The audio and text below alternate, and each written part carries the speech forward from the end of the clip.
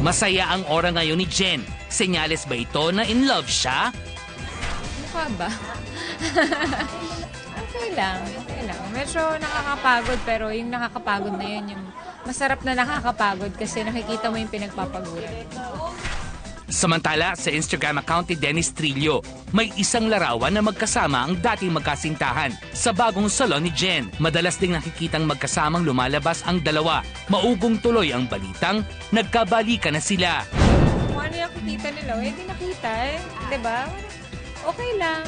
Magkaibigan naman kami. So, I think wala namang masama doon. Tsaka kung nakita man nila kami, marami naman kami. And hindi naman yung itsurang nagde-date. Nakita naman nila itsura namin dun. Nasa isang lamesa na. I don't think kailangan bigyan nila ng mali siya. Nagdiwang si Jen ang kanyang birthday last May 15 at si Dennis naman ay noong May 12. Sabay nilang sinelebrate ang kanilang kaarawan. At may gift ba sila sa isa't isa?